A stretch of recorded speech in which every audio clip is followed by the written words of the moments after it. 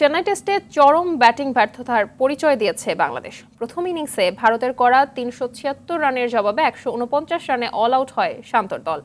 বাংলাদেশকে ফলো অনে না ফেলে দ্বিতীয় ইনিংসে ব্যাট করতে নামা ভারত দ্বিতীয় দিন শেষে ৩০৮ রানের লিড নিয়েছে। দিন শেষে ৮১ রানে ৩ উইকেট হারানো ভারত বড় সংগ্রহের লক্ষ্যে তৃতীয় দিনে ব্যাট করবে। বিস্তারিত মাহফুজুল ইসলামের রিপোর্টে।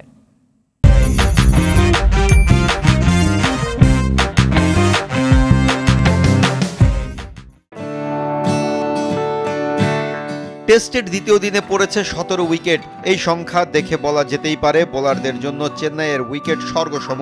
তবে বাস্তবতা হলো চেন্নাইয়ের এই ট্রু ব্যাটিং উইকেটে চরম ব্যর্থতার পরিচয় দিয়েছে বাংলাদেশের ব্যাটাররা।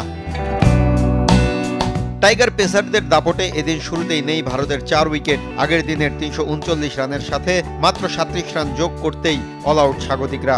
৫ উইকেট শিকার হাসান মাহমুদের জবাবটা দিতে নেমে প্রথম ইনিংসে মধ্যাহ্ন বিরতিতে যাওয়ার আগেই সাজঘরে ৩ টাইগারের টপ অর্ডার।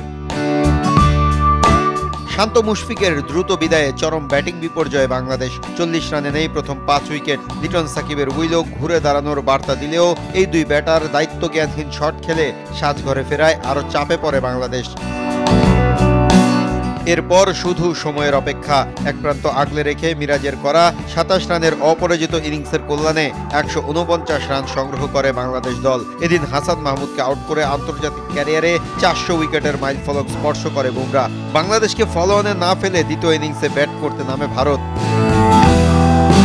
দ্বিতীয় ইনিংসের শুরুতেই তাসকিনের শিকার রোহিত শর্মা, এরপর জসওয়ালকে ফেরান নাহিদ রানা। তবে শেষ বিকেলে আলো ছড়িয়েছেন মিরাজ। বিরাট কোহলির মহা গুরুত্বপূর্ণ উইকেট তুলে নিয়ে দলকে জুগিয়েছেন আত্মবিশ্বাস। যে আত্মবিশ্বাস নিয়ে তৃতীয় দিনে মাঠে নামবে টাইগাররা। মাহফুজুল ইসলাম, RTV।